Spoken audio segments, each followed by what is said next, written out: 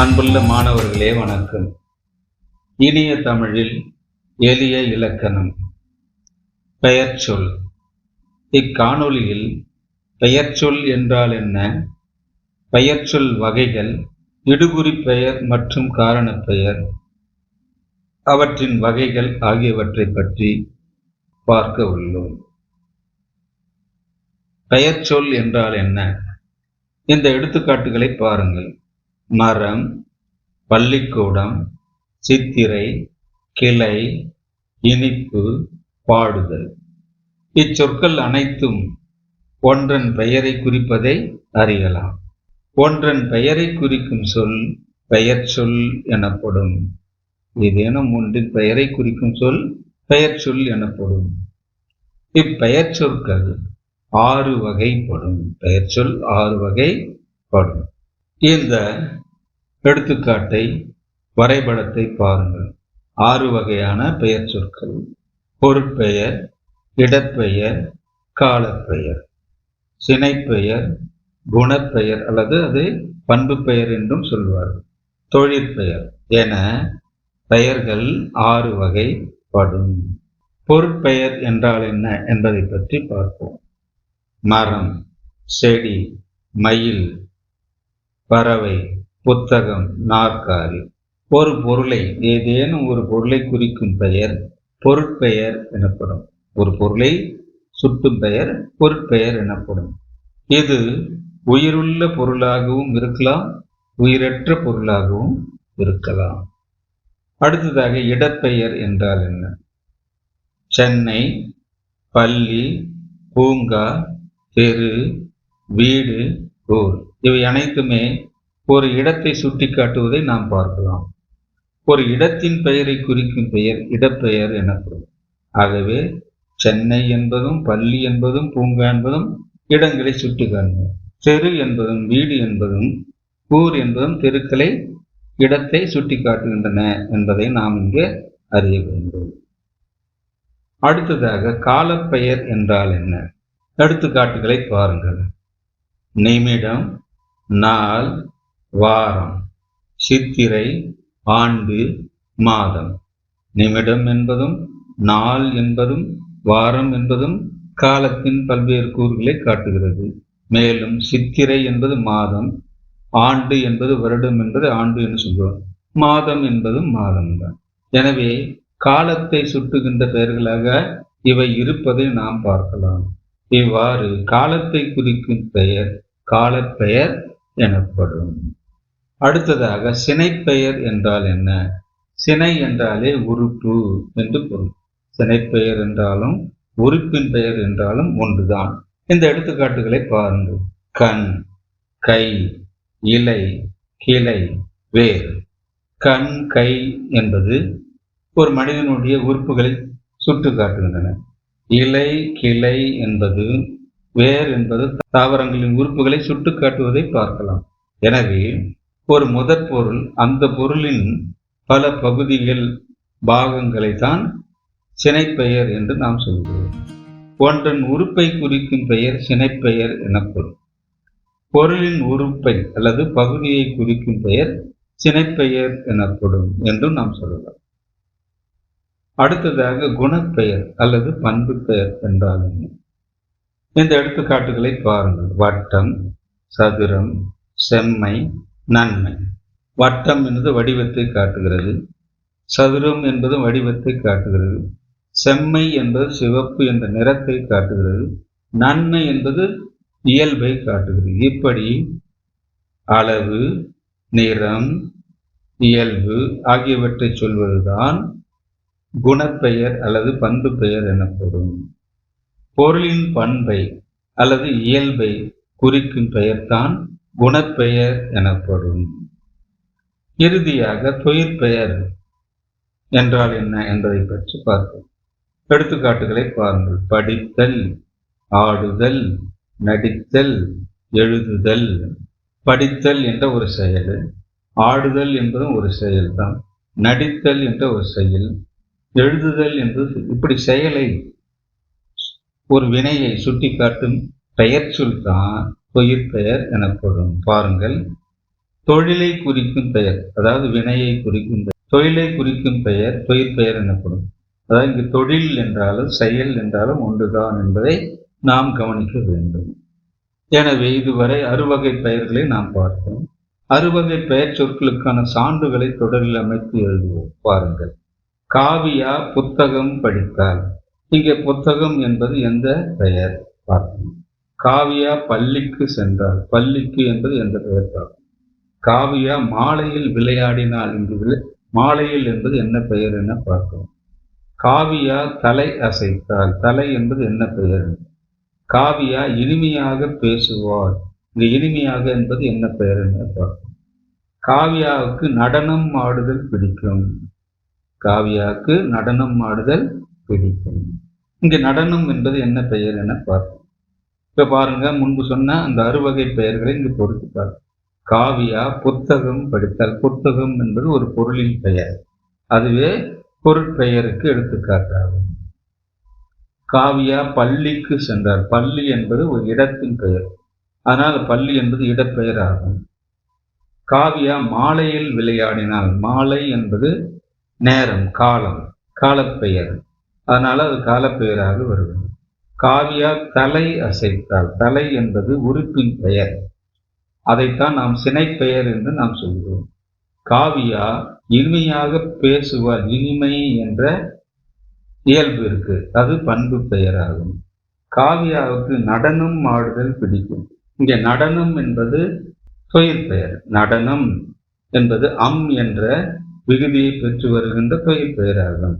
நடனம் ஆடுதல் என்பது நடனம் என்பது தொழிற்பெயராகும். எனவே அது தொழிற்பெயர் என்று சொல்லலாம். அடுத்ததாக இடுகுறி பெயர் காரண பெயர்கள் பற்றி பார்ப்போம். முன்னோர்கள் பெயர் சொற்களை அவை தரும் பொருள்களின் அடிப்படையில் இடுகுறி பெயர் காரண பெயர் என இரு வகையாக பிரித்தனர். அதாவது இந்த எல்லா பெயர்களையும் 2 வகையில் பிரித்தார்கள் நம் முன்னோர்கள். இடுகுறி பெயர் என்றும் காரண பெயர் என்றும் பிரித்தார்கள். எனவே பெயர் என்பது 2 வகைப்படுது. இடுகுறி பெயர், காரண பெயர். இடுகுறி பெயர் என்றால் என்ன என்று பார்க்கும்போது இந்த எடுத்துக்காட்டுகளை பாருங்கள். மண், மரம், காற்று. மண், மரம், காற்று. மண்ணுக்கு மண் என பெயர் வர எந்த காரணம் இல்லை. மரத்திற்கு மரம் என பெயர் வரல, காரணம் தெரியவில்லை. காற்றுக்கு காற்று என பெயர் வர காரணம் தெரியவில்லை. நாம் முன்னோர்கள் சில பொருள்களுக்கு காரணம் கருதாமல், காரணம் இல்லாமல் பெயரிட்டு வழங்கினர். அவ்வாறு இட்டு வழங்கிய பெயர்கள் இடுகுறி பெயர்கள் ஆகும். அதாவது இட்டு வழங்கிய பெயர்கள் தான் இடுகுறி பெயர்கள். எந்த காரணம் இல்லாமல் இதற்கு இது பெயர் என்று இட்டு வழங்கும் பெயர்கள் தான் இடுகுறி பெயர்கள் என்று நாம் முன்னோர்களை காலங்காலமாக அவ்வாறு இட்டு வழங்கி வந்தார்கள். அதையே நாமும் பின்பற்றுகின்றோம். இடுகுறி பொது பெயர், இடுகுறி சிறப்பு பெயரன். இடுகுறி பெயரை மேலும் 2 வகையாக பிரிப்பார்கள். இடுகுறி பொது பெயர் என்றும் இடுகுறி சிறப்பு பெயர் என இதை மேலும் 2 வகையாக பிரிப்பார்கள். பாருங்கள். இடுகுறி பெயர் வகைகள். இடுகுறி பொது பெயர், இடுகுறி சிறப்பு பெயர். இடுகுறி பொது பெயருக்கு பொது பெயர் என்றால் என்ன, சிறப்பு பெயர் என்றால் என்ன என்பதை நாம் முதலில் தெரிந்து கொள்ள வேண்டும். பொது பெயர் என்பது பொதுவாக எல்லா பொருள்களுக்கும் பொதுவாக அமைகின்ற சொல்லை தான் பொது பெயர் என்று நாம் சொல்லுவோம். இங்கே பாருங்கள், மரம். அந்த மரம் என்பது எந்த வகையான மரமாக இருந்தாலும் குறிக்கும். ஆகவே மரம் என்ற சொல் ஒரு பொது சொல். அதே போல காடு, காடு என்பதும் ஒரு பொது சொல். அது இந்த காடு அந்த காடு குறிப்பிட்டாக எந்த ஒரு காட்டையும் சொல்லாது. பொதுவாக காடு என்பதை அது குறிக்கும். இதனால் இது பொது பெயர்கள் ஆகும். ஓர் இடுகுறி பெயர், அதாவது இடுகுறி பெயராக இருக்கும், மேலும் அது பொது பெயராக, அதைத்தான் இடுகுறி பொது பெயர் என்று நாம் சொல்கிறோம். ஓர் இடுகுறி பெயர் அத்தன்மை உடைய எல்லா பொருள்களையும் பொதுவாக குறிப்பது இடுகுறி பொது பெயர் எனப்படும்.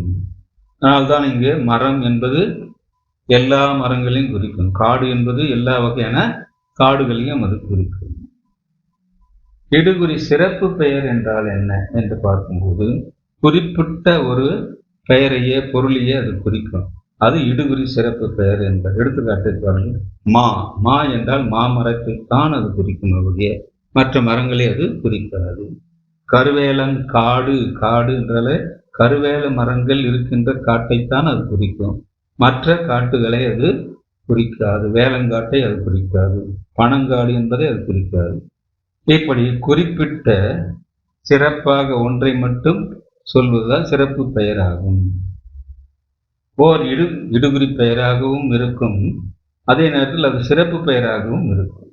ஓர் இடுகுறி பெயர் குறிப்பாக ஒரே ஒரு பொருளை மட்டும் குறிப்பது இடுகுறி சிறப்பு பெயர் எனப்படும் என்பதை நாம் அறிவோம். அடுத்ததாக காரண பெயர் என்றால் என்ன என்பதை பற்றி பார்ப்போம். காரண பெயர் என்றாலே ஒரு காரணம் கருதி ஒரு பொருளுக்கு ஒரு பெயர் வைப்பது, இது காரண பெயராகும். எடுத்துக்காட்டை பாருங்கள். நாற்காலி, 4 கால்களை பெற்ற ஒரு இருக்கையாக அது இருப்பதால் அதற்கு நாற்காலி என்று பெயர்.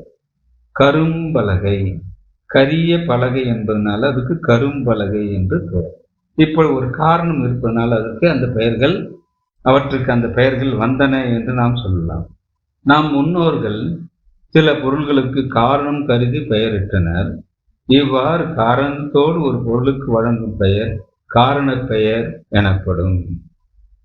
காரணம் பெயரும் கூட காரண பொதுப்பெயர், காரண சிறப்பு பெயர் என இரு வகைப்படும். இதுவும் சிறப்பு பெயர் பொது பெயர் என 2 வகைப்படும். பாருங்கள். காரண பெயர், காரண பொது பெயர், காரண சிறப்பு பெயர். பாருங்கள். காரண பொது பெயர் என்றால் என்ன? இங்கு பொது பெயர் சிறப்பு பெயர் என்று சொல்வது முன்பு சொன்னது போலவே பொது பெயர் என்பது பொதுவான, அனைத்திற்கும் பொதுவான ஒரு பெயர். சிறப்பு பெயர் என்பது சிறப்பாக ஒன்றை மட்டுமே சுட்டி காட்டும் பெயர். பறவை, பொதுவாக பறக்கின்ற எல்லா வகை பறவைகளுக்கும் அது பொருந்தும். அதனால் பறவை என்பது ஒரு பொதுப்பெயர். அணி, அணிந்து கொள்கின்ற எல்லா வகை அணிகளுக்கும் அது பொருந்தும். அதனால் அதுக்கு அணி, அதுவும் பொது பெயராகும். காரண பெயர் குறிப்பிட்ட காரணமுடைய எல்லா பொருள்களையும் பொதுவாக குறித்தால் அது காரண பொது பெயர் எனப்படும். அடுத்து பாருங்கள். காரண சிறப்பு பெயர் என்றால் சிறப்பு பெயர் என்றாலே சிறப்பாக ஒன்றை மட்டுமே சுட்டி காட்டுவது. பாருங்கள். வளையல், வளைந்திருப்பதனால் மட்டும் அதுக்கு வளையல் என்பதல்ல.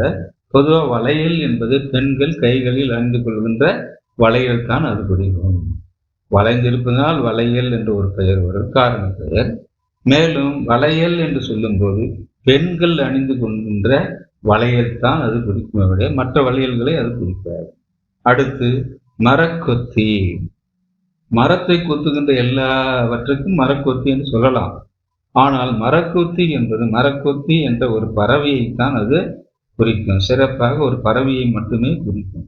அதனால் அது சிறப்பு பெயர் ஆயிடுச்சு. அதே போலதான் வளையல் என்பதும் சிறப்பாக பெண்கள் அணிந்து கொள்கின்ற வளையலை அது குறிப்பதால் குறிப்பிட்ட காரணமுடைய எல்லா பொருள்களும் ஒன்றை மட்டுமே சிறப்பாக குறிப்பது காரண சிறப்பு பெயர் ஆகும். இதுவரை இனிய தமிழில் எளிய இலக்கணம் என்னும் பகுதியில் பெயர் சொல் பற்றி நாம் பார்த்தோம். பெயர் சொல் என்றால் என்ன, பெயர் சொல் வகைகள், எடுகுறி பெயர், காரண பெயர் மற்றும் அவற்றின் வகைகளை பற்றி விளக்கமாக பார்த்தோம். இத்துடன் இக்காணொளி நிறைவு பெறுகிறது. மிக்க மகிழ்ச்சி அன்பு மாணவர்களே.